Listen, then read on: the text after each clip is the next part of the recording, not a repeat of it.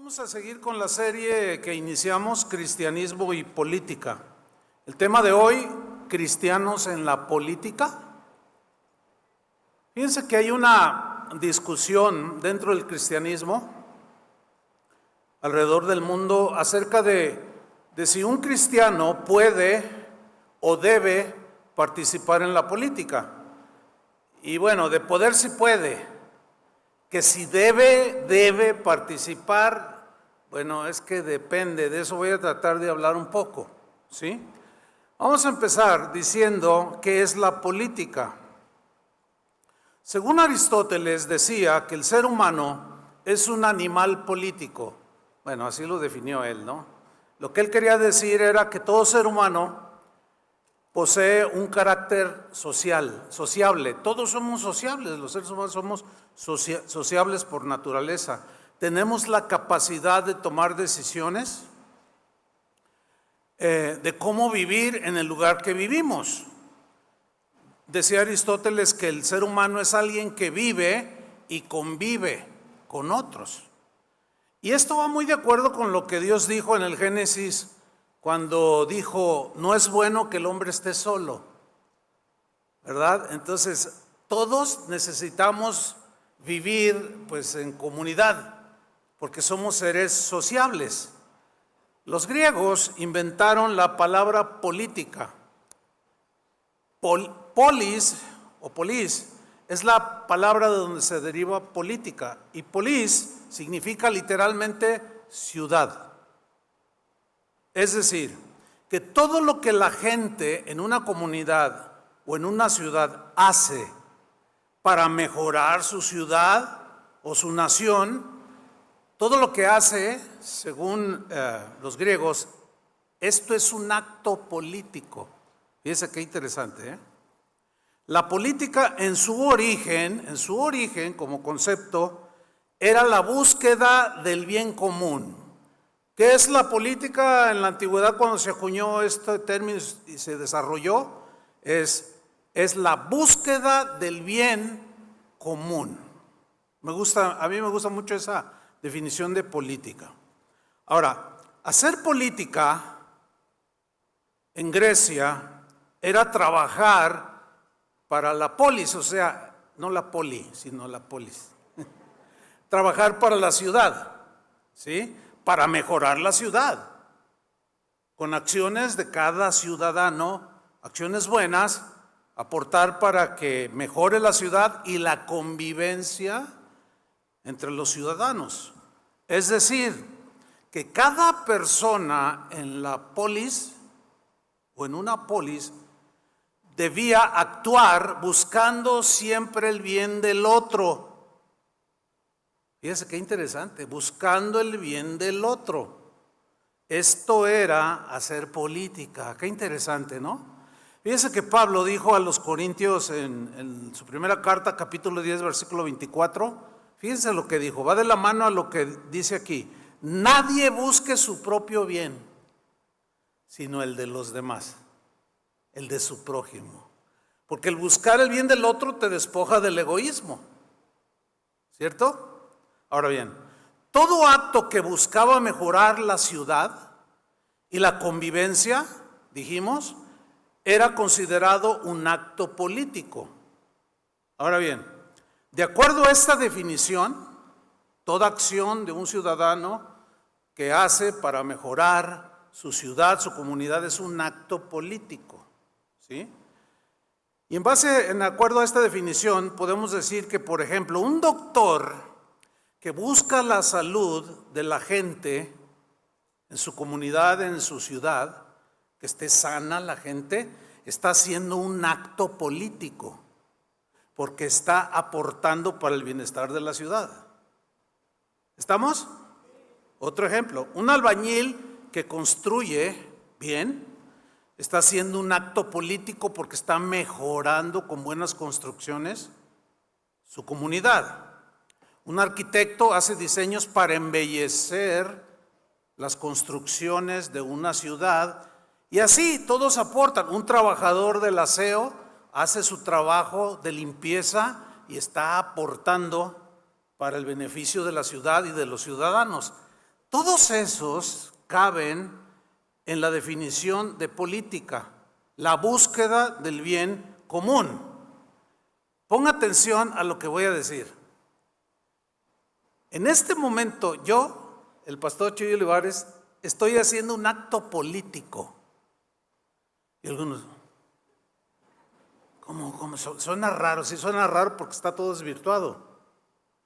¿Por qué estoy haciendo en este momento un acto político? Escuche, porque estoy contribuyendo para el bienestar de esta ciudad en lo que a mí compete como ministro del Evangelio, formar mejores ciudadanos. ¿Sí o no? Formar mejores esposos, mejores hombres, mejores mujeres, mejores padres, mejores jóvenes. Entonces, en este momento yo estoy haciendo un acto político. Yo sé que a algunos así como que no les cuadra por el concepto que tienen de política, ¿no? Bueno, continuemos. La política, la palabra política o las definiciones de política se han ido pues derivando varias definiciones a través de los años. Y una de estas definiciones es: la política es la ciencia y el arte de gobernar. La ciencia, o sea, el entendimiento, el conocimiento y el arte de gobernar. ¿Ustedes creen que se necesita sabiduría para saber gobernar para los ateos, para los LGTB, para los gnósticos, para los testigos de Jehová? O sea, ¿para todos? ¿Creen que se necesita sabiduría? Por eso alguien dijo, bueno, la política es el arte de gobernar, lo cual no es nada fácil. Ahora, en relación al Estado propiamente, el poder político, para Platón, el filósofo griego, la política era la razón de ser del Estado. ¿Por qué? Porque el Estado estaba dedicado para favorecer el bien público, el bien de todos, sin distinción. Así se debe entender, sin distinción. No para beneficio personal. Pregunta, ¿se hace así? Bueno, sigamos. Para Aristóteles, la política era una forma de mantener a la sociedad, de una ciudad, de una nación, era la forma de mantenerlo ordenada, todo en orden. Es decir, a través de normas, de reglas, o sea, líneas políticas. Reglas para la buena convivencia y para el mejoramiento y bienestar de todos los habitantes de la ciudad o de un país. De allí se deriva lo que hoy solemos escuchar, por ejemplo, que alguien dice, las políticas de nuestra empresa son, o sea, las reglas pues, las normas. Las políticas de nuestro club son estas. Las políticas del banco son estas. Bueno, hasta nosotros aquí en Casa de Oración tenemos políticas. Por ejemplo, una de ellas es que cuando inicia la adoración, ya ese momento más íntimo con el Señor, nadie entra, se espera allá atrás. Bueno, a muchos ciudadanos no nos gustan las políticas de los gobiernos, ¿verdad que no? De los políticos. Y hay cristianos que no les gusta esta política. Son desordenados, quieren entrar, llegan todos. No, espérenme, hay políticas. O sea, normas para la buena convivencia, para el mejor desarrollo, en este caso del servicio, de la reunión. Yo me quedo con la definición de la política es la búsqueda del bien común. Ahora, escuche. Cuando alguien dice, a mí no me gusta la política. Cuando alguien dice, yo no participo en política, equivale a decir algo así como, a mí no me interesa buscar el bien de los demás. Por eso los políticos o los filósofos griegos decían que todos somos políticos. Todos hacemos política. Pero confundimos con los políticos de hoy cuando leemos cosas o escuchamos cosas así. Entonces, cuando yo digo a mí no me gusta la política, yo estaría diciendo, a mí no me gusta buscar el bienestar de los demás. Suena raro, ¿no es cierto? A mí no me gusta tener acciones que beneficien a mi ciudad, porque soy apolítico. Por eso tiro por la ventana, abro el auto y tiro la basura. No me interesa. Por eso me paso el alto. No me interesa el bienestar de los demás. Y si provoco un accidente y se muere un abuelito, un viejito, pues no me interesa. Cada país es lo que es por lo que hacen sus ciudadanos. Eso es lo que tenemos, eso es lo que somos. Si las calles están sucias, no fue el gobernador el que tiró la basura. ¿Quién fue? Díganlo. Si aquí pegan los chicles en las sillas, así como cierta persona, pues usted lo hace. Son acciones pues, que no van. Y usted está haciendo una mala política. Usted puede prometer muchas cosas, pero su accionar ser malo, contradictorio. Entonces el problema no es la política en sí, como la entendemos ahora, porque la política busca el bien común, sin distinción. El problema más bien son las personas que ejercen la política, en este caso del Estado, o los que gobiernan una ciudad y que ejercen la política. Ellos son el problema, porque el problema ¿dónde está? Díganlo todos, en el corazón. De aquí sale todo de aquí. Todo lo malo que hay en el ser humano sale del corazón y se traduce en acciones. Entonces, si yo soy un doctor y le miento a mi paciente de que si no se opera mañana se muere con tal de ganarme 50,000 pesos en la operación, estoy haciendo un acto de corrupción. ¿Entiende? Entonces no estoy aportando a mi ciudad. Entonces, si yo soy un líder político, un diputado, un gobernador, un presidente municipal, y no ejerzo las políticas de bienestar común para todos, soy un mal gobernante. ¿Están conmigo? Ok. En la actualidad, cuando hablamos pues de política, solo pensamos en los políticos, o sea, los del Estado. Entiéndase, presidente, gobernadores, diputados, etcétera, etcétera. Y aquí hay un señalamiento que yo quiero hacer que es importante. Escuche.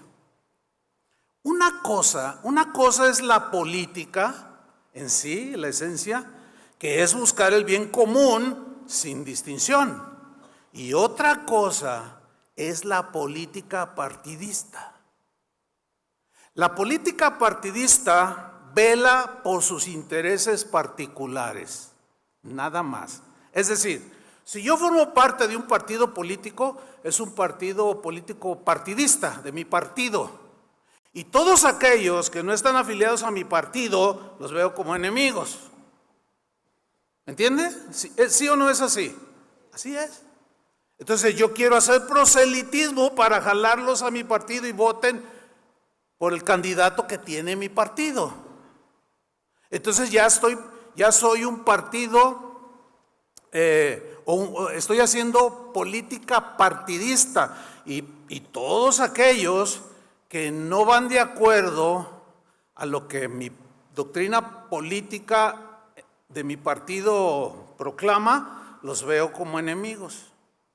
Bueno, eso lo podemos ver en nuestro país ahorita, dados los tiempos electorales en los que estamos, ¿sí?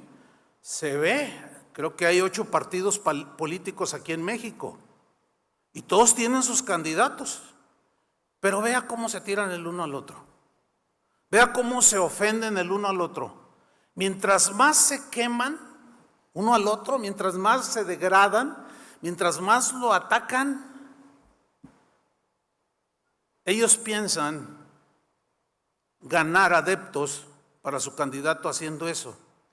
Pero no hay manera más torpe de hacer política que esa. Ese es lo que llamaríamos politiquería. O sea, una distorsión de lo que es la verdadera política. Jesús, ¿cuántos aman a Jesús? Unos cuantos, pero pues, ese es mi trabajo, ayudarles a que amen a Jesús. Jesús rotundamente negó participar e intervenir en la política partidista de su nación. Aunque sus actos de Jesús eran políticos. ¿Por qué? Porque siempre buscó el bien común. Siempre vino, él siempre procuraba bendecir a todos sin distinción. Su mensaje, el mensaje de Jesús, rebasaba y por mucho el mensaje político de los políticos de su tiempo. Su mensaje era elevadísimo. Su mensaje era muy superior al mensaje de los políticos. ¿Por qué? Porque su política era, entre otras cosas, ordenar la vida de sus seguidores. Poner todas las cosas en su lugar. Jesús sabía perfectamente cuál era su misión al venir a este mundo. Él no tenía la menor duda. Satanás quiso desviarlo, pero no lo logró.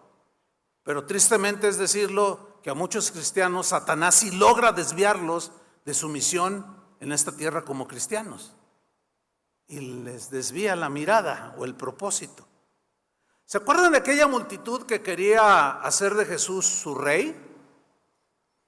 Les había alimentado, había sanado a los enfermos. Dijeron, este es el rey que necesitamos. Y el título de rey era un título netamente político. Eso estaba en las mentes de todos los que dijeron, vamos a hacerlo rey. Pero Jesús rechazó ese nombramiento. ¿Por qué lo rechazó? Porque Él no vino a este mundo a salvar a la humanidad o a ayudar a la humanidad por medio de la política partidista. Él, como Hijo de Dios, como Dios encarnado, vino a ayudar al ser humano. Esa política, esa me gusta. La partidista, no mucho, porque es egoísta. Y los que la ejercen, pues tienen propósitos que muchas veces, bueno, está a la vista, ¿no? Líderes sindicales que son multi recontramillonarios, son magnates. ¿Qué es eso? ¿Qué es eso? Jesús claramente hizo una separación de la religión y el Estado. ¿Recuerdan el pasaje que vimos hace 8 días? Cuando le quisieron poner una trampa para quitarlo de la contienda. Cuando se juntaron los fariseos, el poder religioso, y los herodianos, el poder político, o uno de los partidos políticos de ese tiempo, eran antagónicos, eran enemigos. Cuando se encontraban en la calle se tiraban como los políticos de hoy y los religiosos de hoy. Y se ofendían y se descalificaban y todo, pero de pronto ven a Jesús como un peligro y dicen, oye, vamos uniéndonos, ¿no? Y se unieron. ¿Dónde he visto eso? ¿Dónde? No, como que se me quiere venir a la memoria, ¿dónde he visto eso que se unen? Pues en todo el mundo, en todos los países, para destruir al que está acumulando mayor número de seguidores. Bueno, no se les olvide que estamos en el mundo y que el mundo está bajo el maligno. Pero continuemos. Se unen estos dos grupos y van delante de Jesús y le dicen, Señor, sabemos que tú eres muy bueno, buena persona. Te queremos hacer una pregunta. A ver, ¿es lícito darle impuestos al César? Y Jesús los mira y les dice, ¿por qué me tientan hipócritas? Porque uno de los rasgos de ese tipo de alianzas y ese tipo de personas es la hipocresía. Lo de hoy no es nuevo, ya está desde los tiempos bíblicos, porque eso está en el ser humano. Entonces Jesús les responde eso.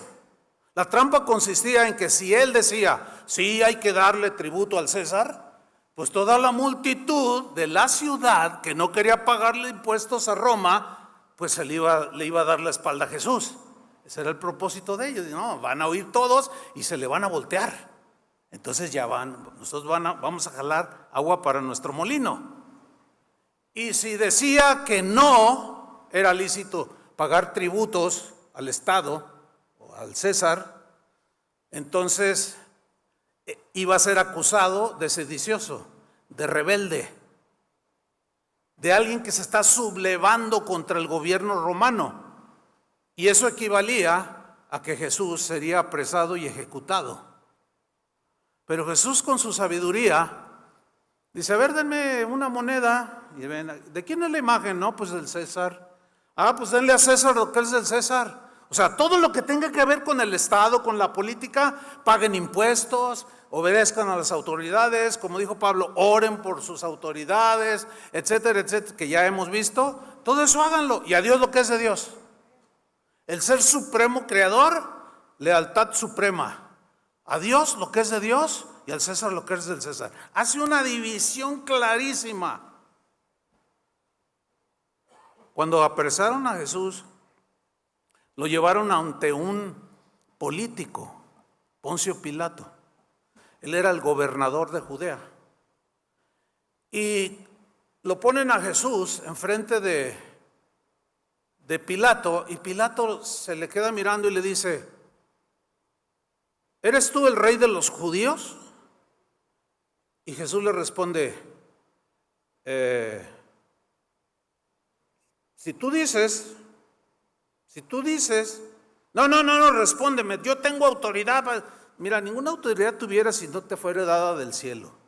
¿Qué estaba haciendo allí Jesús? Estaba respetando la autoridad de un gobernador. No le estaba faltando el respeto, cristianos. Cuando él era el rey de reyes, dice: dime si eres el rey o no. Pues si tú dices. Y le insistió Pilato, el político, el gobernador, y Jesús en Juan 18:36, mira lo que le respondió. Dice: mira, Pilato, vamos a acomodar las cosas, vamos a ponerlas en su lugar. Le dice: mi reino no es de este mundo. Y yo me imagino a Pilato así como papaloteando, así como, ¿qué dijo? ¿Qué dijiste? Sí, mi reino no es de este mundo. Y luego lo miraba: ¿tú eres rey? Mi reino no es de este mundo. Si mi reino fuera de este mundo, mis servidores pelearían para que yo no fuera entregado a los judíos. Pero mi reino no es de aquí. Si ustedes observan, Jesús mencionó 3 veces mi reino. ¿Lo alcanzan a ver en el texto? 3 veces, mi reino. Sí, mi reino. Ok. La palabra reino viene del griego basileia.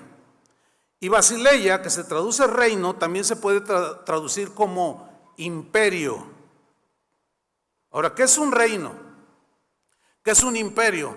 Es un área delimitada donde reina un rey o gobierna un presidente o un gobernador, en ese caso un César. ¿Sí? Y Jesús habla de un área de gobierno de su imperio. Pero no es de este mundo, no es algo material, es algo espiritual. También se podría leer: mi imperio no es de este mundo. Imperio, pues estaba delante de un representante del imperio romano, el más grande, el que duró más años como imperio en la historia, o de los que duraron más. Fíjense que Jesús enseñó mucho acerca de su reino, de su imperio. Por ejemplo, cuando enseñó a sus discípulos a orar, miren lo que les enseñó. Lucas 11:2. Les dijo: cuando oréis, que es hablar con el Padre, ¿sí?, digan esto: Padre nuestro, que estás en los cielos, santificado sea tu nombre. Vean lo que sigue a continuación. Venga tu reino, venga tu imperio. Mateo dice, venga a nosotros tu reino, venga a nosotros tu imperio. Y en ese imperio donde yo soy ciudadano de ese reino, reino de Dios, hágase tu voluntad, como en el cielo, así también en la tierra, pero en ese imperio, en el reino de Dios. En otras palabras, venga tu gobierno a mi corazón, venga tu imperio a mi corazón. El reino de Dios, escuche, es un reino donde hay un rey que gobierna y ese es Jesús. Y ese gobierno de Jesús, mire, para participar en ese reino, en el reino de Jesús, hay políticas que puso el rey para poder vivir en ese reino. Para empezar, él puso la política de nacer de nuevo. ¿Qué les parece? O sea, le dijo a Nicodemo, si tú no naces de nuevo, no puedes ver el reino de Dios. No lo vas a entender, tienes que nacer de nuevo. ¿Y cómo se nace de nuevo? Cuando se arrepiente una persona de sus pecados, le pide perdón a Dios, la sangre de Cristo lo limpia, en ese momento es injertado en el buen olivo, viene a ser parte del cuerpo de Cristo que es la iglesia, entonces ya es parte del reino, ya vive en el reino de Dios. No sé si me estoy explicando. Bueno, vamos a continuar. El gobierno de Jesús, o su imperio, su reino, tiene la política de cambiar el corazón. Te pondré un corazón nuevo, dice. ¿Qué partido terrenal político te ofrece cambiar tu corazón? Yo hasta ahorita no conozco uno. Al contrario, les enseñan a ser mañosos, ladrones y no todos, pero en general. El gobierno de Jesús tiene la política de amar al prójimo. ¿Qué tal? ¿Por qué? Porque el amor al prójimo no le hace mal al prójimo. El amor no le hace mal al prójimo. El gobierno de Jesús tiene la política de orar por sus enemigos. Híjole, ese partidito se me hace muy... Dirán algunos, ay no, es que... Ay, ¿cómo yo voy a orar por mis enemigos? Al contrario, me los hurto.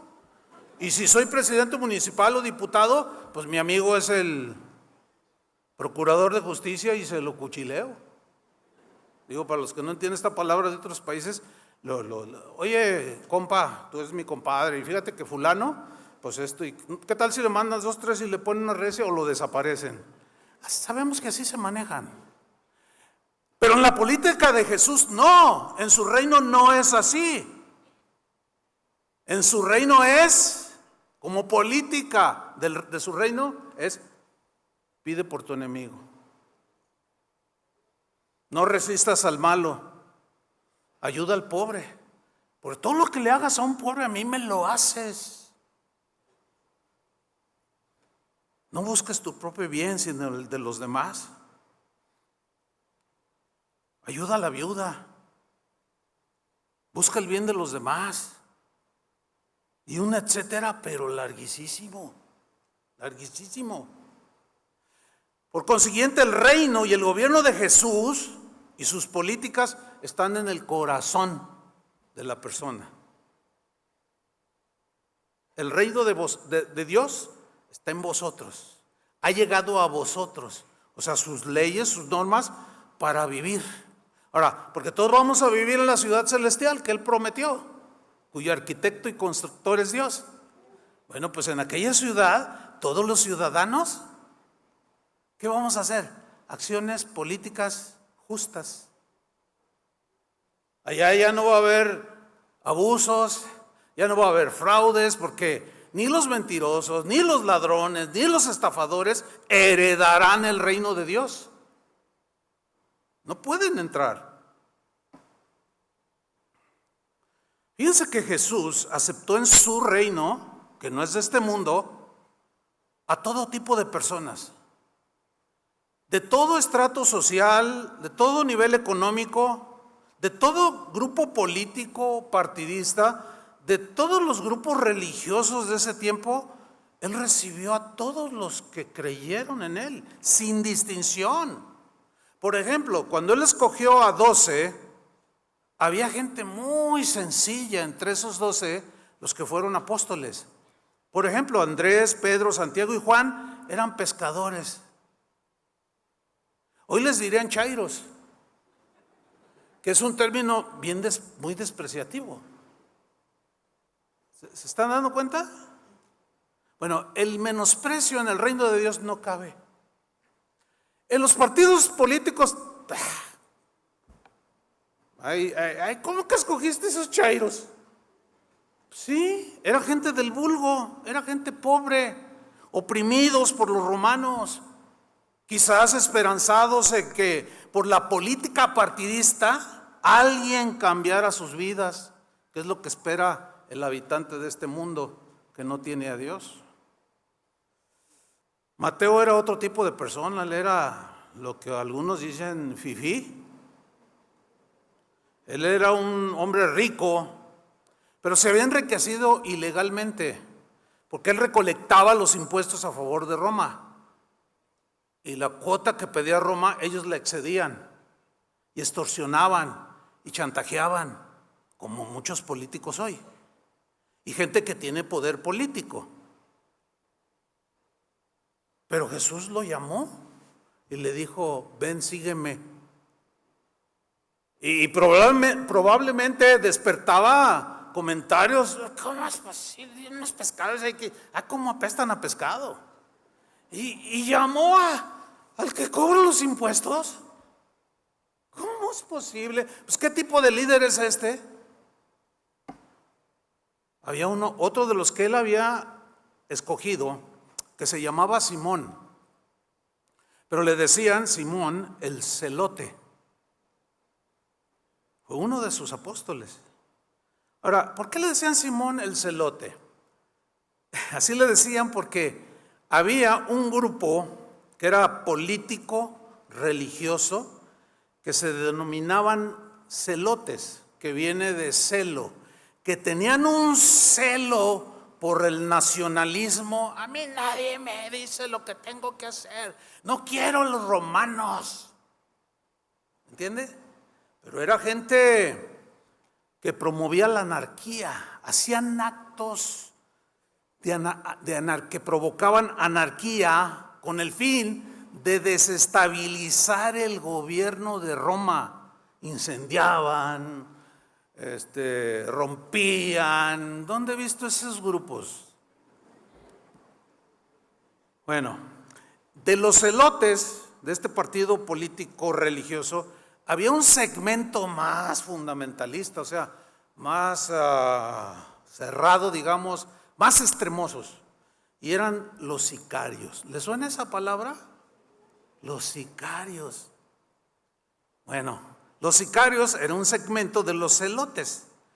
La palabra sicario significa literalmente hombre que porta una daga. ¿Y qué? ¿Cuál es aquí el asunto? Bueno, eran gente que rechazaba a Roma, que se inmiscuían entre las multitudes cuando había por ejemplo, algún prefecto daba un anuncio: van a subir los impuestos. Y ellos se introducían entre la gente, no, ¿cómo otro impuesto más? Y estos se iban acercando y de pronto, cuando lo tenían al alcance, sacaban la daga y directo al cuello. O sea, eran asesinos, eran gente extrema. Bueno, ahora sicario ha derivado en lo que conocemos hoy, asesino a sueldo, ¿no? Bueno, pues estos eran los sicarios. En una ocasión, o en otra ocasión, iba Jesús con sus discípulos y dice que se le acercó, escuchen, un centurión romano. ¿Qué era un centurión? Era un soldado de élite, o sea, preparado, sólido, fuerte en el arte de la guerra. O sea, eran feroces, pero eran súper disciplinados, eran soldados de élite, que tenían a su mando 100 soldados. Y el ejército romano estaba formado por legiones que eran entre 4,000 a 6,000 personas o soldados, pero a su vez estaban los centuriones que tenían 100 personas a su mando. Y se le acerca a Jesús y Jesús lo ve y le dice: Señor, fíjate que mi siervo está gravemente, está mal. Por favor, no. Jesús le dice: dime dónde está para ir. Y le dice el centurión: no, basta con que tú digas la palabra. Mira, yo soy un hombre bajo autoridad y a mí me ordenan, no discuto y yo obedezco, pero también tengo soldados bajo mi mando. Yo les digo: haz esto, ve allá, y ellos me obedecen sin replicar. Esa era la disciplina. Entonces solamente di la palabra y mi siervo sanará. Y Jesús dice: nunca he hallado tanta fe. Grande es tu fe, hágase como tú quieres, le dice. Pero lo que yo quiero resaltar es que no se negó a hacer el bien a un enemigo, como un soldado romano. Pregunta: ¿un político de nuestro tiempo o a través de la historia conoce alguno que haga el bien a alguien que no sea de su partido? No me están contestando. Digo, a lo mejor sí, no lo sé. No lo sé. En otra ocasión, en la noche, estaba por ahí Jesús y llega un hombre llamado Nicodemo. Nicodemo era un erudito, era miembro del Sanedrín, era un fariseo. Por consecuencia, era un hombre rico.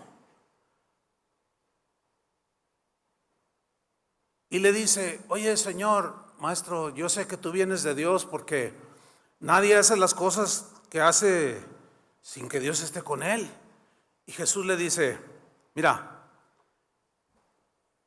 es necesario nacer de nuevo. Y Nicodemo le dice: ¿what? ¿Qué? ¿Cómo qué? No entiendo. ¿Cómo yo puedo volver otra vez al vientre de mi madre y nacer? Y Jesús: fíjate, eres maestro de Israel y no entiendes esto. De cierto te digo, Nicodemo, si no naces de nuevo, no puedes ver el reino de Dios. Nunca vas a poder experimentar mis políticas, que son para bendecir a todos por igual. Y los beneficios, lo que yo vine a hacer a esta humanidad, nunca la vas a poder ver.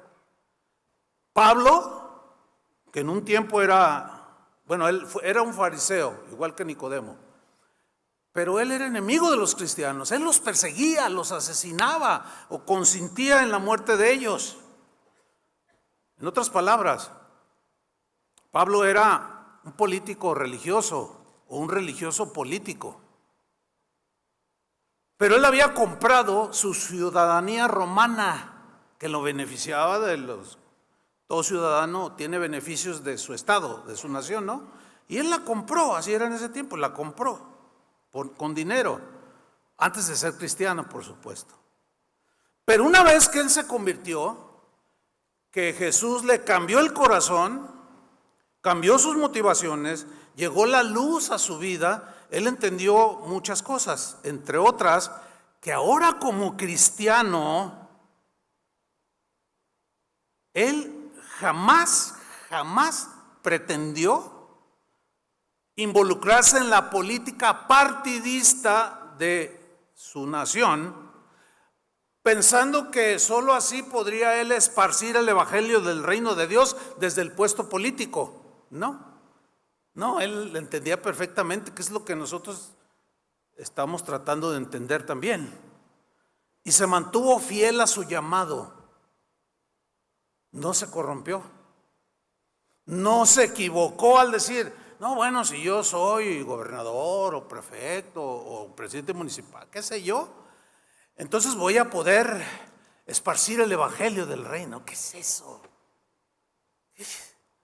Si la iglesia creció de manera notabilísima, fue cuando hubo persecución. Cuando cesó la persecución, se estancó la iglesia. Entonces, no, la iglesia no necesita los gobiernos terrenales para esparcir el evangelio. Eso ya cada cristiano debe saber que para eso estamos. Ahora, Pablo nunca se involucró. Al contrario, él dijo algo que para su tiempo, lo que él escribió, chocaba con todo lo que había de políticas y de religión en su tiempo. Por ejemplo, en la epístola a los Gálatas, miren lo que escribió, Gálatas 3:26. Le está hablando a la comunidad de cristianos que ya estaban ahí en Galacia, que era una región regida por Roma, por los romanos. Y ya muchos se habían convertido de toda clase social, de toda cultural, económico. Y les dice, Gálatas 3:26, pues todos, o sea, todos ustedes, de todo estrato social, de todo partido político, y a lo mejor se encontraba hasta algunos amigos de él o compadres, no sé. Pero les dice, pues todos sois hijos de Dios por la fe en Cristo Jesús. Ahora ya somos hijos de Dios, somos hermanos. Si yo les preguntara ahorita, ¿qué partido tú favoreces? De seguro que se arma el zafarrancho. En la mañana, en el mensaje que es el mismo, de las 8 de la mañana, se dieron un agarre ahí en los comentarios. Y me dicen, ay, mira hermano, ¿ya vio? Le digo, no he visto, pero ya vi unos, dije, ay, parecen niños. O sea, porque los que entran son cristianos. Y ahí peleándose, no, lo que pasa. Y empezaron a ofenderse. A ver. Pablo dice, ahora somos hijos de Dios, somos hermanos por la fe en Cristo Jesús. Es ridículo pelearnos entre nosotros por políticas terrenales o candidatos terrenales. Es ridículo, hermanos, entiéndanlo.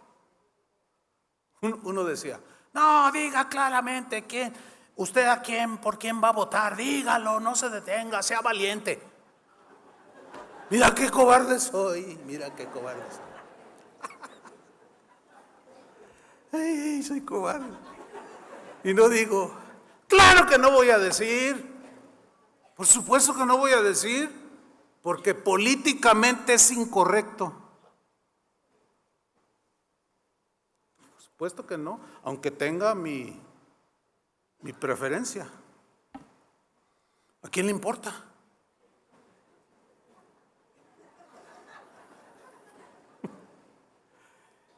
Pero en el versículo 28, Gálatas 3:28, más claro no puede ser, fíjate, dice Pablo, ya no hay judío en Cristo, o sea, ya no hay judío. Entre los judíos había fariseos, herodianos, saduceos, y muchos de ellos se convirtieron a Cristo. Ya no hay judío, ni griego. Había seguidores de los 3 más grandes filósofos que ha dado la Grecia. Había platónicos, aristotélicos, había de todos, había estoicos, había de todo que seguían esas filosofías. Ya no hay judío ni griego, no hay esclavo ni libre, no hay varón ni mujer, porque todos vosotros sois uno en Cristo Jesús. Denle un aplauso al Señor. No.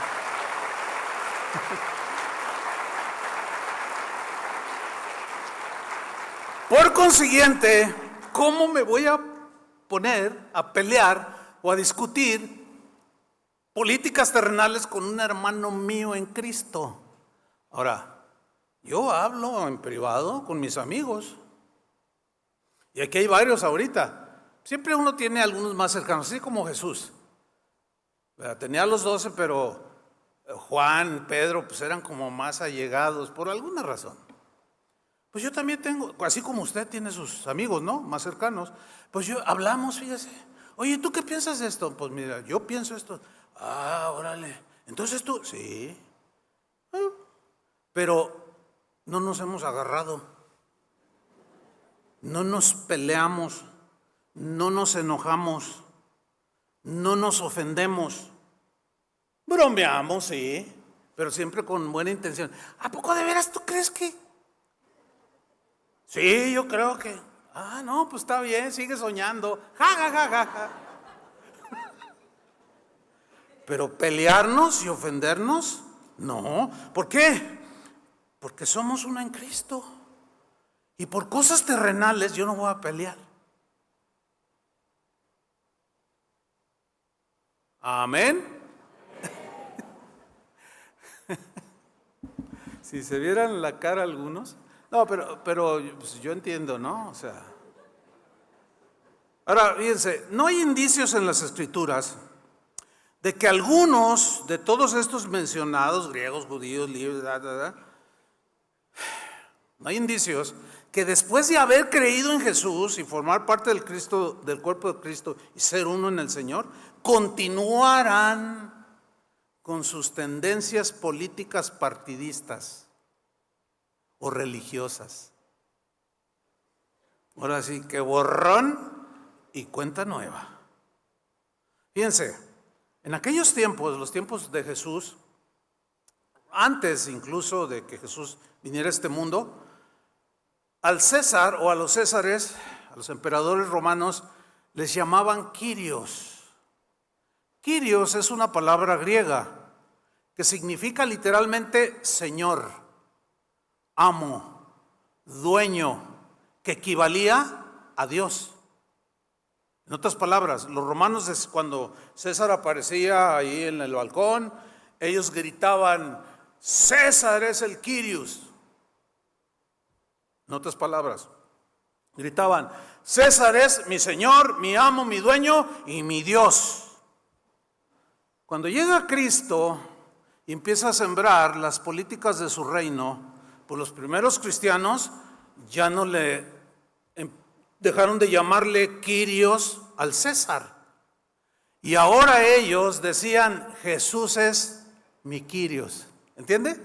Jesús es mi Señor. ¿Ha oído esa frase? Jesús es el Señor.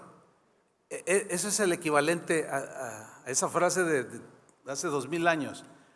Jesús es el Kyrios. Jesús es mi Señor, mi amo, mi dueño, mi Dios. Ahora, decir eso equivalía a negar a César. Por consiguiente, o las consecuencias que acarrearon los primeros cristianos por decir que Jesús era el Señor y Dios de ellos, se acarrearon persecución. Miles de cristianos fueron asesinados. Eran considerados enemigos del Estado. Los cristianos morían por miles y miles, algunos devorados por las fieras en el Coliseo romano, otros destazados, muertes atroces, crueles. Sin embargo, los cristianos de aquel entonces no necesitaron que los gobernantes romanos legitimaran con sus políticas las prácticas del reino de Dios. O sea, en otras palabras, yo voy a esperar a que los romanos pues se calmen un poquito y luego legislen y me dejen ser cristiano. Porque si yo ahorita confieso que soy cristiano, me echan a los leones y los vi muy flacos la última vez. Entonces, yo no. Yo estoy convencido de que si se diera una ley en este país que dijera: no se pueden reunir ya los cristianos, cierren los lugares, más de uno se echaba para atrás. Y si nos reuníamos y llegaba la policía o el ejército o la Guardia Nacional, más de uno: a ver tú, yo nomás venía pasando. Yo aquí no vengo. Más de uno negaría. Porque era cuestión de muerte, vida o muerte. Ellos no necesitaron eso. Ellos eran gobernados por las políticas del Rey de Reyes en sus corazones. Durante los primeros 300 años de nuestra era, el cristianismo se siguió extendiendo a pesar de las persecuciones. Y no hay registros de que los cristianos intentaran o tuvieran alguna intención de participar en las políticas partidistas de sus naciones para contrarrestar la opresión romana. No existía ese pensamiento. Pero, algo estaba a punto de suceder. Algo que cambiaría la historia del cristianismo estaba a punto de nacer. Trágicamente para el cristianismo, por cierto.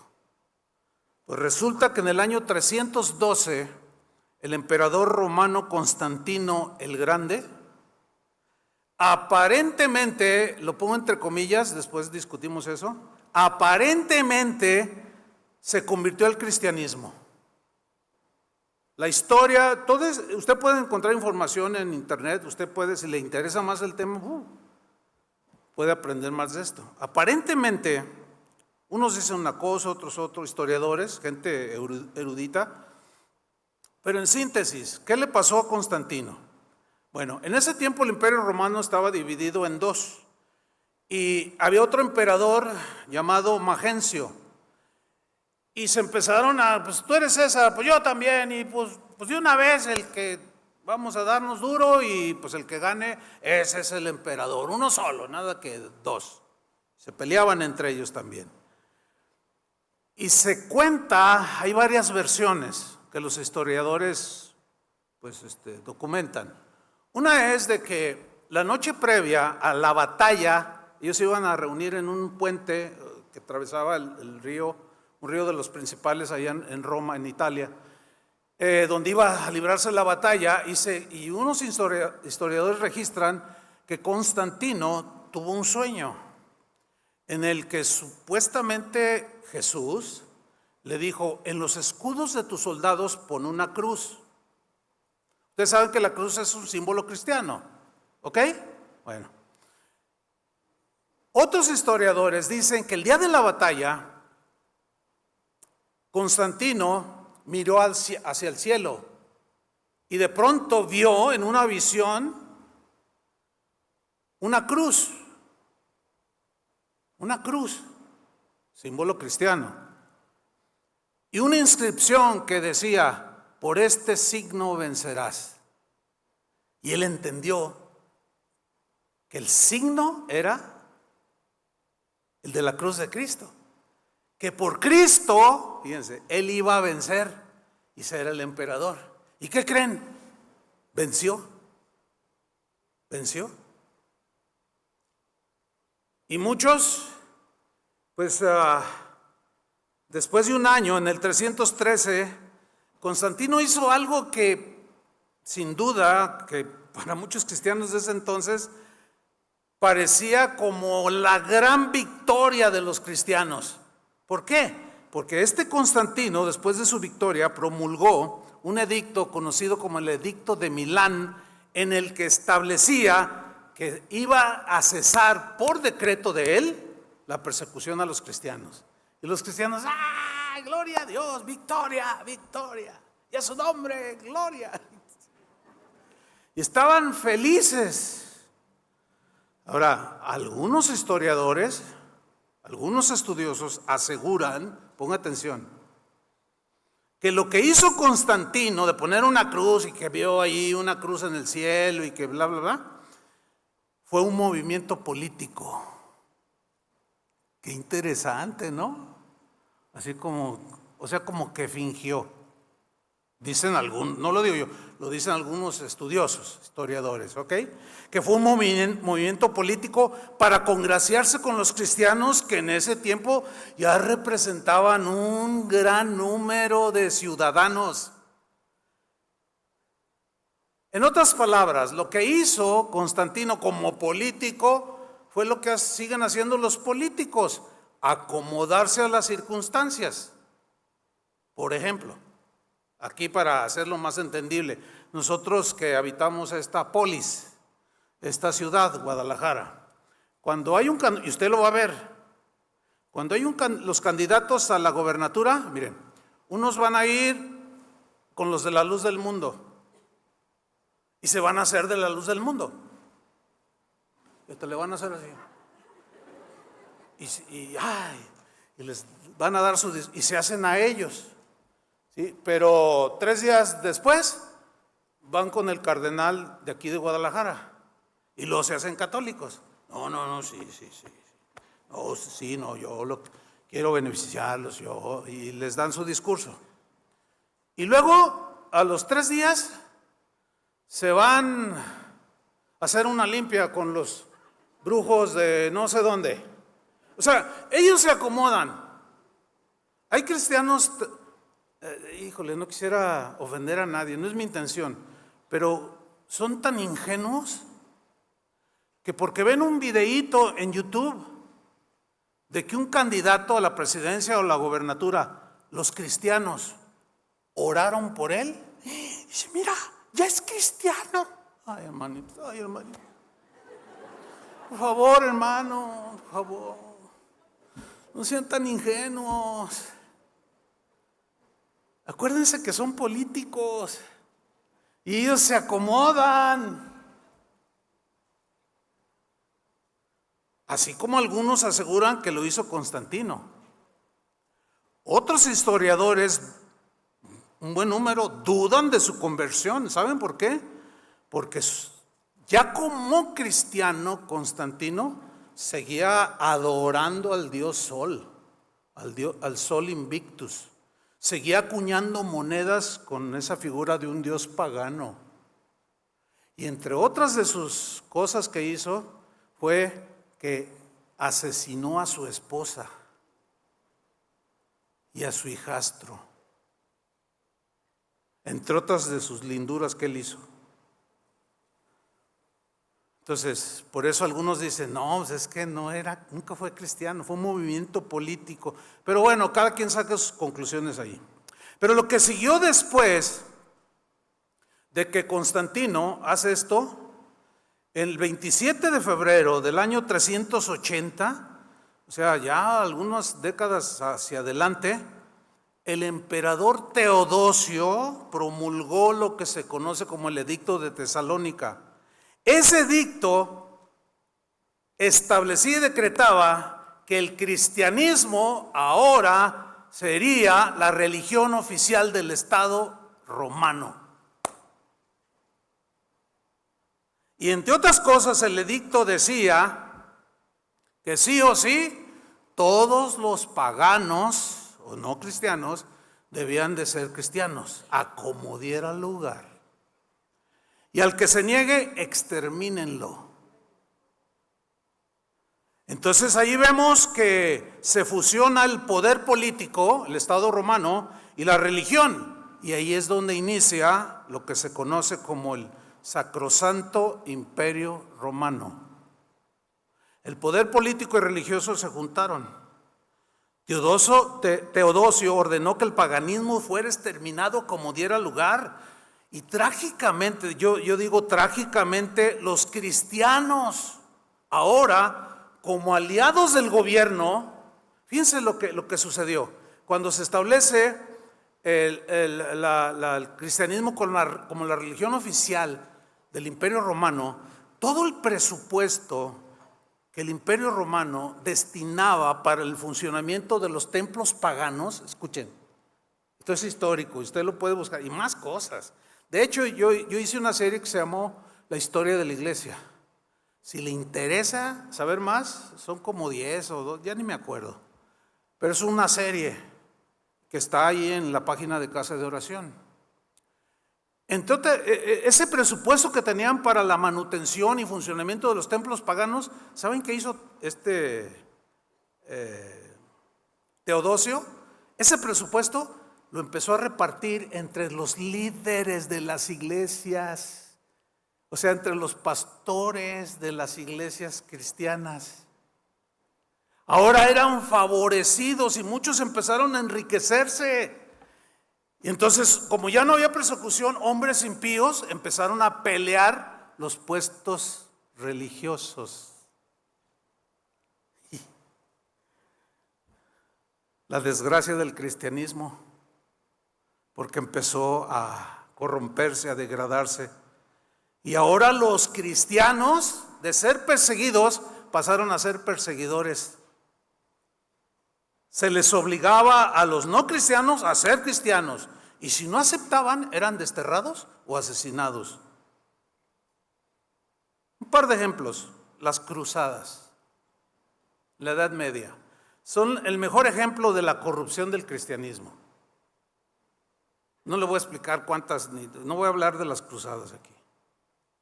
Si quieres saber más, pues estudie un poquito. La conquista de América, la conquista de México. En un lado la cruz de Cristo y en otro la espada, obligando a nuestros indígenas a hacerse cristianos. Y el que no quería, pues cuello. O sea, nadie puede negar todo eso. ¿Y qué decimos de la llamada Santa Inquisición? Lean. No puedo yo explicárselo todo. Que era de origen católico, cristiano católico. Pero debo decir también, en una autocrítica, que así debe ser, creo, también hubo una Santa Inquisición protestante o evangélica. Los reformadores hicieron lo mismo o peor de lo que ellos se quejaron. Sabemos todos que en el siglo XVI, Martín Lutero encabezó lo que hoy conocemos como la Reforma Protestante, que pretendía reformar desde dentro toda la corrupción, quería eliminar la corrupción en la que había caído el cristianismo de ese tiempo. Y esa corrupción religiosa, espiritual, derivó en que los cristianos de ese tiempo, la gente, fueron arrastrados hacia la idolatría, de tal manera que adoraban que la astillita de la cruz de Cristo, que una espina de la corona. Y se dice en tono sarcástico que con todas las astillitas de la cruz de Cristo se pudo haber construido un castillo de madera de 500 habitaciones. O sea, pura corrupción. Bueno, se consumó la Reforma Protestante. La intención de Martín Lutero no era dividir la iglesia, eso no estaba en su corazón, sino reformarla, quitar todo eso, pero pues no pudo. Había un poder político religioso, entiéndase el Papa, y cuando lo menciono no es por otra cosa, es historia nada más. Y pues no pudo, y lo excomulgaron, lo echaron, ¿sí? Y él siguió. Hay beneficios de la reforma, por supuesto. Uno de esos beneficios es que los cristianos, como nosotros, tenemos la libertad de leer la Biblia, de reflexionar y de pensar, cosa que un católico no tiene, porque a ellos se les establece: tú vas a creer esto sí o sí. Si no, no eres católico. Y en el protestantismo no. O sea, tú lees tu Biblia, haces tu interpretación, a veces fallida, a veces correcta, etcétera, pero es una libertad, y eso, a fin de cuentas, ha resultado en bien. Bueno, continúo. Martín Lutero empezó a adquirir poder religioso, pero no solo religioso, sino político. ¿Por qué? Porque empezó a amistarse, a hacer amistad con los ricos, que le financiaban mucho de su trabajo de reforma. Y al querer quedar bien con ellos, con todo respeto para nuestro hermano Martín Lutero, creo que cometió un error, porque el poder económico estaba en manos de unos cuantos, como ahora. Entonces, al financiarle, él se debía a ellos. Y cuando los pobres, la gente del vulgo, quería recibir los beneficios de la reforma, que eran leyes justas, el cristianismo es justicia, en toda la extensión de la palabra, comenzaron a reclamarle a Martín Lutero. Y le oye, pero pues creo que estoy igual o peor que antes. Cállense y no diga nada. Claro, pues él quería quedar bien con los ricos, ¿no? Para sintetizar algo de esta historia, él consintió en la muerte de más de 100,000 campesinos. Por eso cuando a mí me dicen, oigan, ustedes no celebran la reforma, mira, yo conozco la reforma. Sé de lo que se trata, sé quiénes fueron los reformadores, lo que dijeron, lo que no dijeron. O sea, eso lo estudié y lo sigo estudiando. Pero no la celebramos porque, híjole, cuando alguien por ahí lee más, va a decir, también ustedes mataron. ¿Y estás celebrando? ¿Qué celebras? No es digno de celebrar. Por eso es mejor, para no dar más poder político o religioso a algunos. Pues no, nos reservamos eso. Pero si alguno lo celebra, está bien, o sea, yo respeto todo eso. El asunto es que a la amistad con los ricos y los políticos terminó asesinando a mucha gente. Y entre ellos a un segmento que se conocían como los anabaptistas, que eran un grupo de cristianos que se oponían a esa alianza de Lutero y que enfatizaban que el bautismo no era para los bebés, que era para los arrepentidos. ¿Y saben qué hicieron algunos reformadores? Los asesinaron. Eso lo digo con mucha pena, porque de allí venimos. Otro de los reformadores, sin ánimo de causar controversia, nada, porque es historia, nada más estoy narrando algo de la historia, ¿no? Fue un hombre, un francés llamado Juan Calvino, que se quejaba de los abusos de la Iglesia Católica Romana, pero, fíjense qué cosas, hizo mucho bien con su teología, por supuesto nadie pone en duda eso, pero por otro lado terminó haciendo y dictando políticas dictatoriales cuando él en Ginebra, pues él no era el gobernador o el presidente, pero tenía tanto poder religioso y político que a fin de cuentas él dictaminaba desde qué debían de vestir los habitantes de Ginebra, qué debían celebrar o no, qué comer o no comer, háganme el favor. De hecho le decían el Papa de Ginebra. Es historia, o sea, no estoy inventando nada, es algo histórico. Y de paso, asesinó a algunos cuantos o consintió en la muerte de algunos. Y aquí es donde surge la pregunta. O sea, después de ver todo esto, ¿deben los cristianos involucrarse en la política partidista? ¿Deben los cristianos, debemos formar partidos políticos? ¿Ustedes qué piensan? Bueno, mucho de lo que se ha hecho han terminado haciendo lo que hacen los políticos del mundo, lo mismo.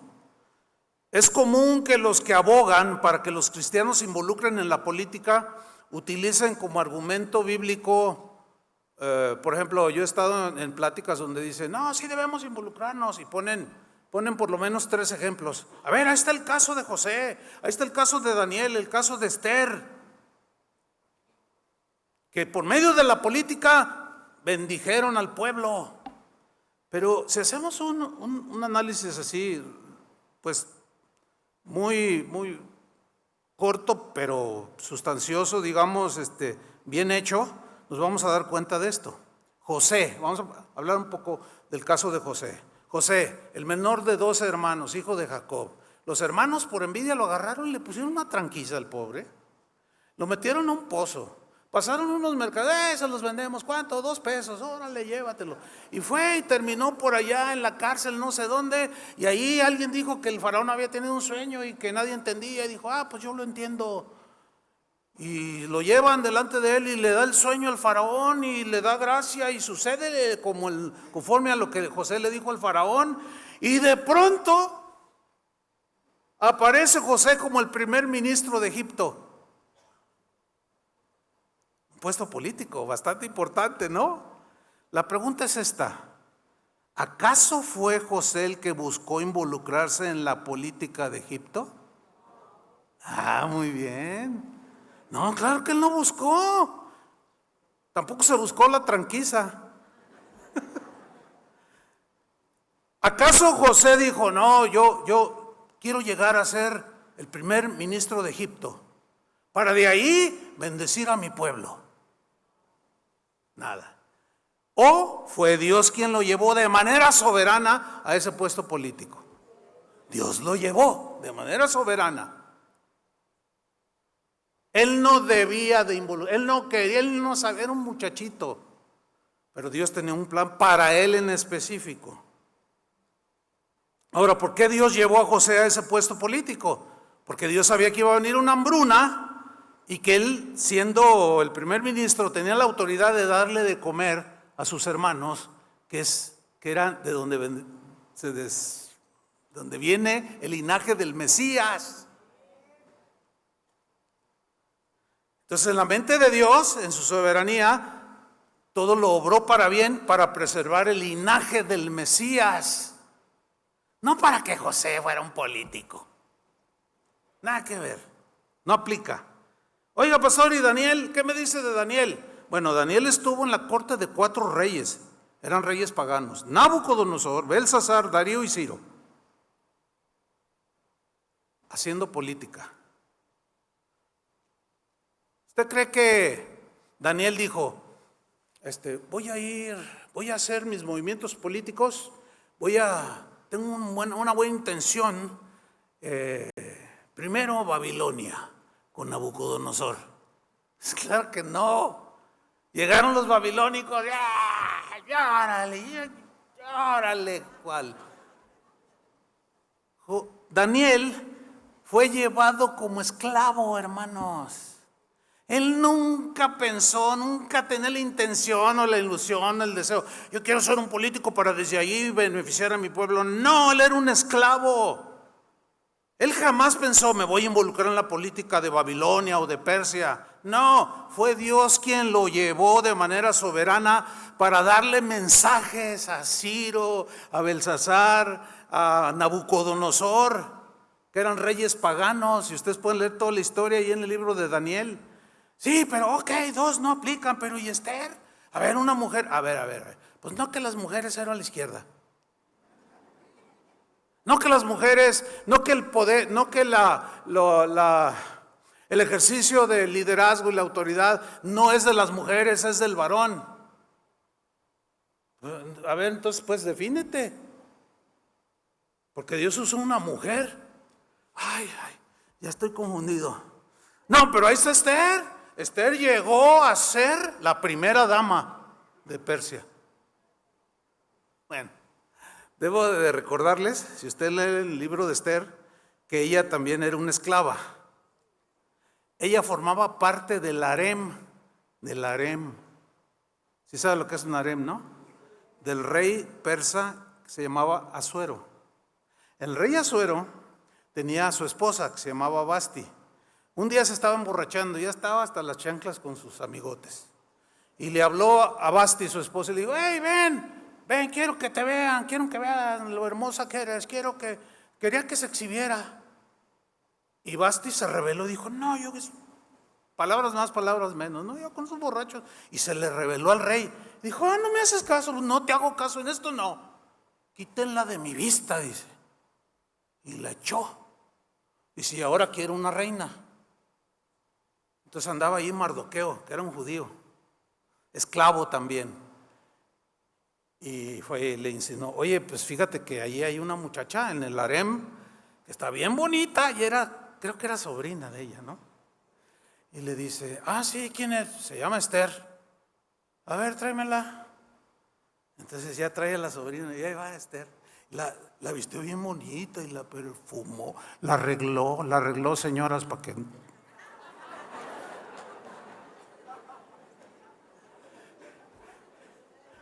Y la puso bien bonita. Y cuando la ve a Asuero dice, esta será la reina.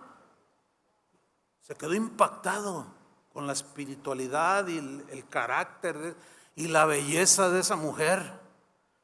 Y un día, mientras estaban ahí en el palacio, Esther se da cuenta de un hombre llamado Amán, que odiaba a los judíos, pero con odio jarocho.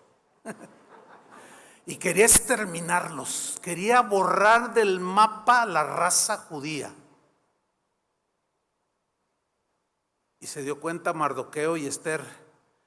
Entonces Esther les dice a los judíos esclavos, pónganse a orar, ayunen, porque quiero ir delante del rey y hacerle una petición a favor de nuestro pueblo. Y se presenta y le dice de que ese tal Amán quería desaparecer a su pueblo. Hasta ese entonces ella nunca había dicho que era así netamente judía, porque ya tenían años ahí de esclavos. Y el rey Asuero, bueno, dice que Dios le dio favor y derogó.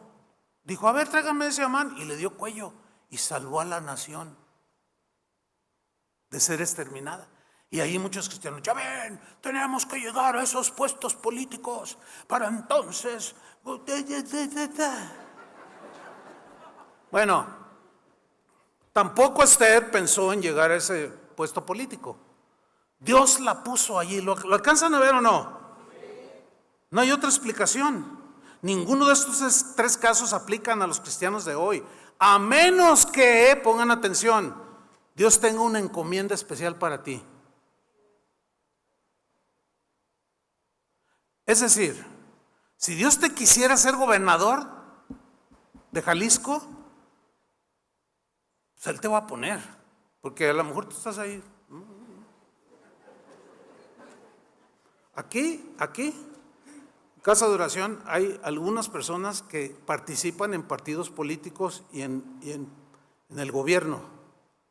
Ayer hablaba con una hermana que es la que distribuye, ella es la que distribuye el presupuesto del DIF a los 123 municipios de Jalisco.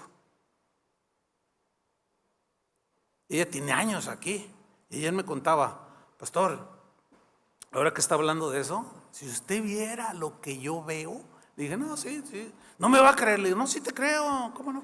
¿Por qué no te voy a creer? Claro que te creo. Dice, mire, yo soy la encargada de hacer la distribución a los DIFs municipales de la partida presupuestal para la distribución. Dice, y llegan los presidentes municipales y a mí me vas a dar esto. No, señor, presidente municipal, mire, a usted le toca tanto y yo mismo voy a revisar que se distribuya. Usted no, es que usted quién es. Dice, mira, me dicen de todo. Dice, uno de ellos vino así bien agresivo. Oye, ¿y usted de dónde salió? ¿De qué partido es? Yo no soy de ningún partido, señor.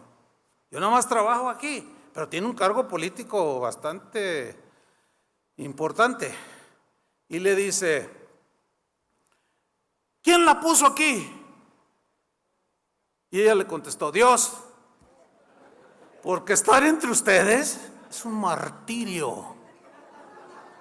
Y solo porque Dios me tiene aquí y por su gracia he aguantado creo que 20 años. Dice, me han querido sacar, pero no se imagina, pastor. Pero no han podido. Le digo, porque Dios te tiene allí. ¿O no? Le dije, ¿tú pensaste cuando? No. Entonces, si algo Dios tiene para ti, éntrale. O sea, yo no me opongo a eso. A lo que me opongo es que si tú quieres ser candidato para X puesto político y quieras hacer aquí en esta tribuna proselitismo político, no lo vas a lograr. Te vamos a sentar allí, escucha el evangelio y haz tu campaña ahí afuera, porque esto no es una tribuna para hacer partidismo político. ¿Lo entienden, cristianos? O sea, siempre ha habido gente así, hermanos. Se me fue el tiempo, pero bueno, quiero terminar con esto.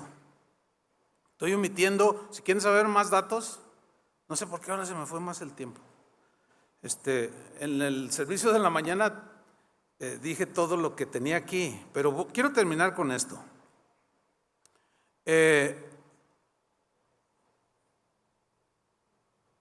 ¿Qué ha pasado con los cristianos aquí en Latinoamérica? En los últimos 50 años que se han involucrado en la política, así rápidamente. Efraín Ríos Montt, cristiano, político, llegó a la presidencia de Guatemala a través de un golpe de Estado.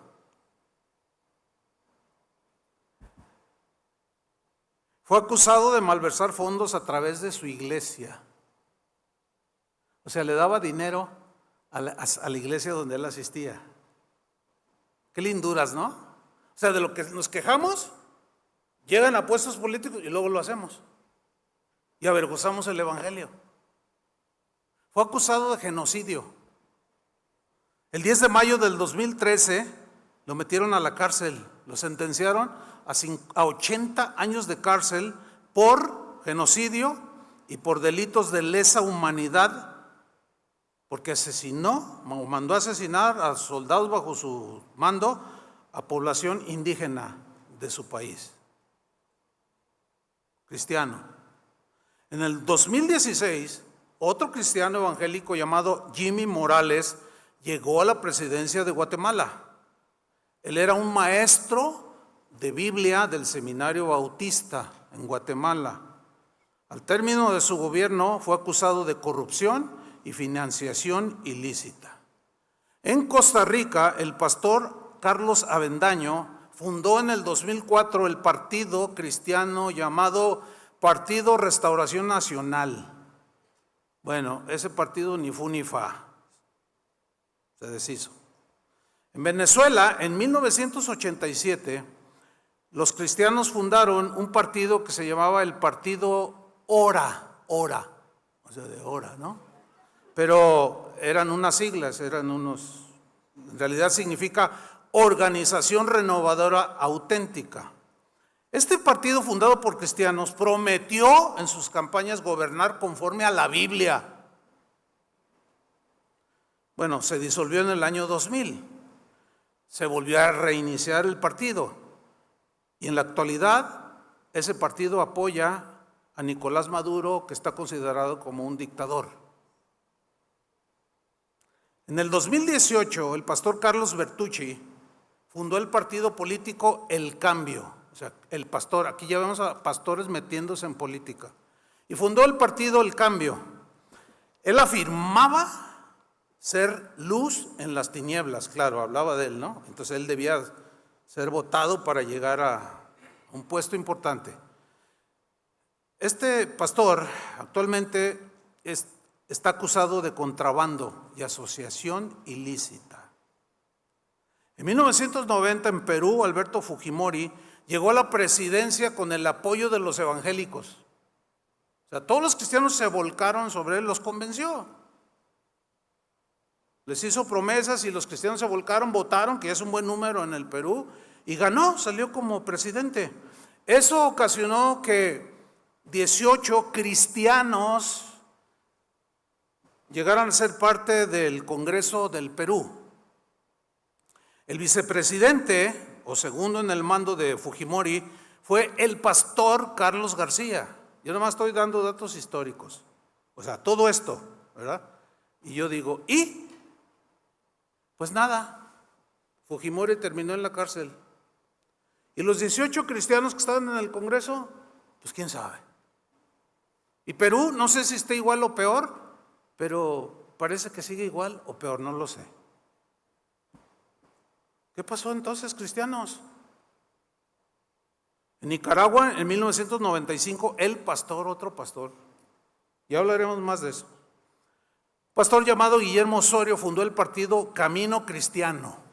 Qué bonito, ¿no?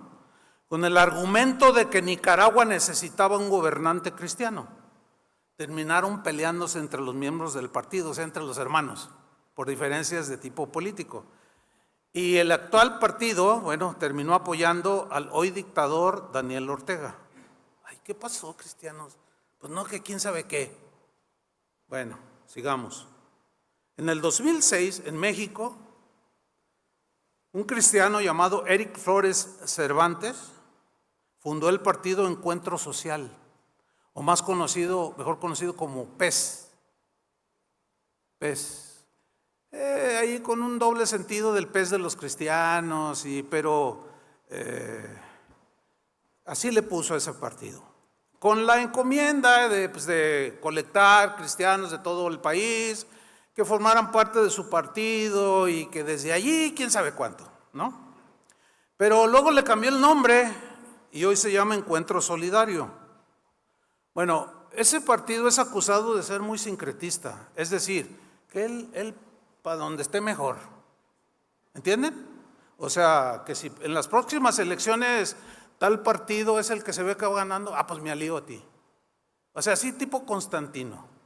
De hecho, hay un término constantinismo, que significa que los políticos se acomodan a como según para sacar beneficio. Bueno, digo, eso es lo que dicen los críticos y algunas evidencias que dicen tener algunos. Bueno, el PES o Encuentro Solidario en las pasadas elecciones apoyaron al que hoy es presidente de México. O sea, al que pintaba mejor. ¿Entiende? Pero como partido, a ver, ¿dónde está? ¿Qué? No lo sé. Colombia igual, un montón de políticos. Yo personalmente conocí a algunos. Yo personalmente hablé con algunos de ellos. Y las pláticas no fueron muy amistosas de parte de ellos. Terminaron siendo acusados de corrupción. Y finalmente, hermanos, en Brasil, Jair Bolsonaro fue llevado a la presidencia por el voto que marcó la diferencia, por el voto de los cristianos en Brasil. Actualmente terminó su mandato con muchas broncas, muchos problemas, y actualmente fue llevado a juicio y fue declarado culpable y fue inhabilitado por las acusaciones que fue hallado culpable, fue inhabilitado de ejercer cualquier cargo público hasta el 2030 por sus excesos y abusos cuando fue presidente, que terminó el del 2022. ¿Cuál es la conclusión a todo esto? Zapatero a tus zapatos. Ya, vámonos. Zapatero a tus zapatos. Políticos a la política, cristianos a la difusión del evangelio, del reino de Dios. Punto. Ahora, eso significa que no vamos a votar en las próximas. No se confundan. Ya de eso hablaremos, porque hay que hacerlo. Ya quedé más confundido, pastor. No.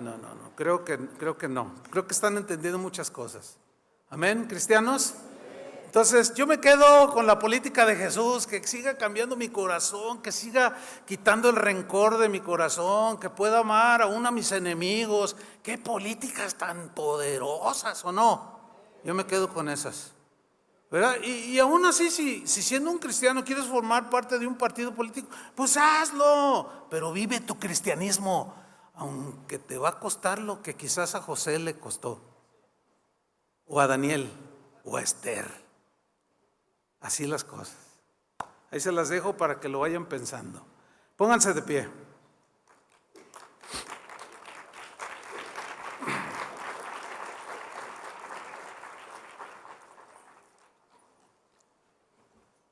Padre, te damos gracias por tu palabra. Nos quedamos, Señor, con las políticas del reino de Dios. Pero también, siendo objetivos, estamos en una tierra que, aunque no es nuestro mundo, estamos en el mundo, pero no somos del mundo.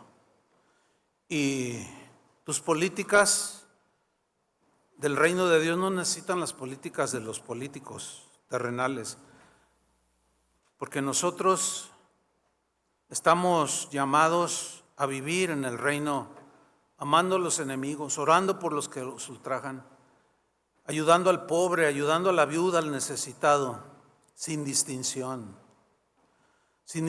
de clase social, partido político o aún tendencia religiosa o diferente religión. Porque son las acciones en beneficio de todos, sin distinción, las que un cristiano debe de hacer. Y en síntesis, no necesitamos la política para ser buenos cristianos. porque nos enseñan tu palabra a ser mejores ciudadanos, mejores esposos, mejores hijos, mejores ciudadanos, respetando el gobierno, orando por las autoridades y tantas cosas, Señor, mejores y superiores que la política terrenal. Te damos gracias, Señor. Bendecimos y oramos por los políticos terrenales, por la gente que pone su esperanza en la política terrenal, que piensan que los van a sacar de la condición en la que están. Y quizás algunos puedan hacer algo por el bienestar, pero lo que nosotros tenemos es trascendental. Lo que nosotros hoy tenemos dentro de nosotros es el reino de Dios. Es la vida eterna que podemos compartir con todos aquellos que pueden ser recibidos, así como en los tiempos tuyos, Jesús, sin distinción, y los hiciste uno, así como aquí hoy somos uno solo, y sí, con diferente estrato social, con diferentes tendencias políticas, pero somos uno en Cristo, y eso es lo más importante. En el nombre de Jesús te damos las gracias, Padre. Dele un aplauso al Señor.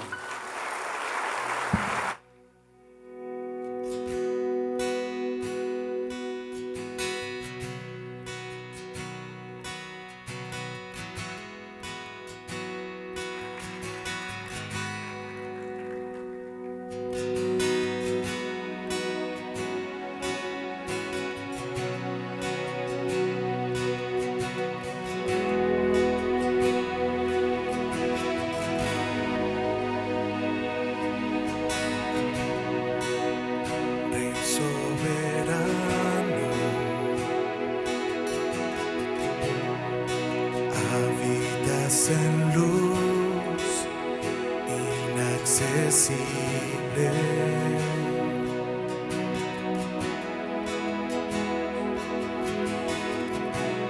aunque el cielo es tu trono y la tierra el estrado de tus pies, escogiste mi corazón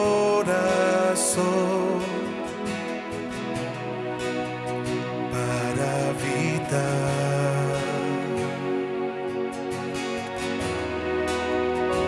Ven y reina en mí, Señor.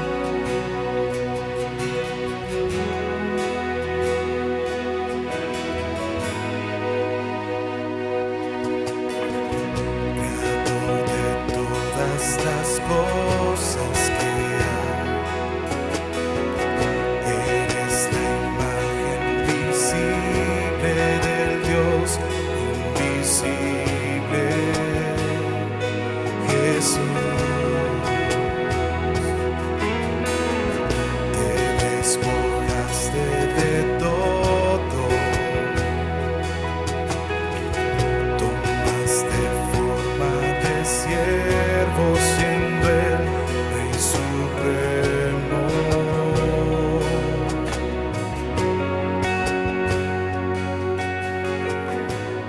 Entregaste tu vida en la cruz para darme salvación.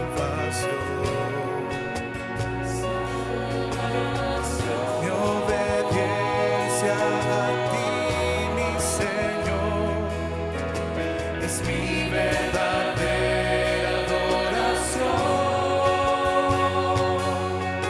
Jesús, Hijo de Dios, te adoraré por la eternidad.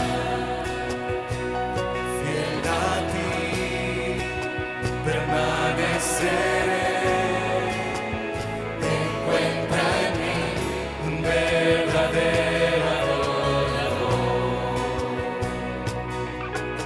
A ti te adoramos, Rey soberano. Ven y gobierna nuestros corazones, Señor.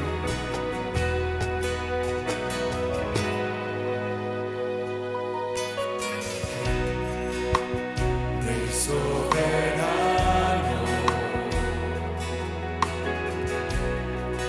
habitas en luz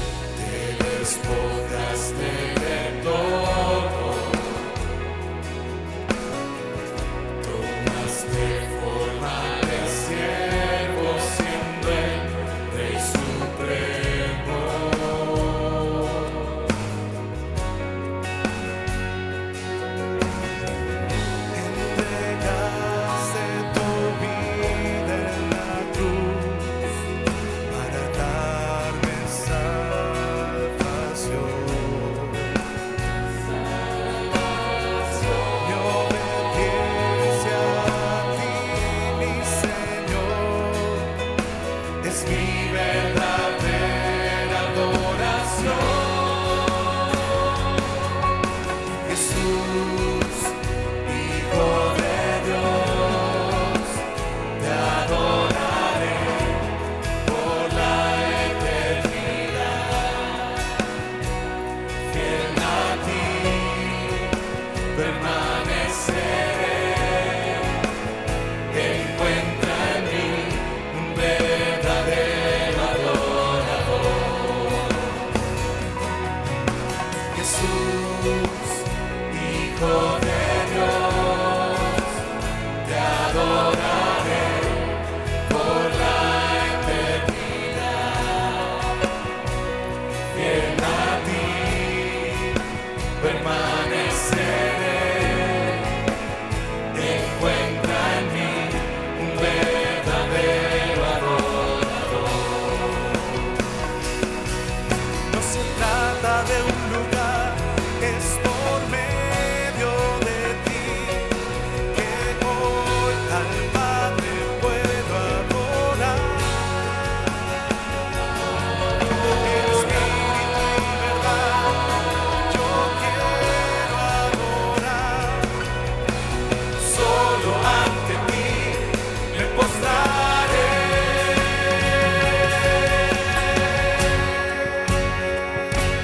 A ti, el único Dios, Rey eterno, inmortal, sea el honor y toda la gloria por los siglos de los siglos. Amén. A ti, el único Dios, Rey eterno, inmortal, sea el honor y toda la gloria por los siglos de los siglos. Amén. Por los siglos de los siglos. Amén. Por los siglos de los siglos. Amén.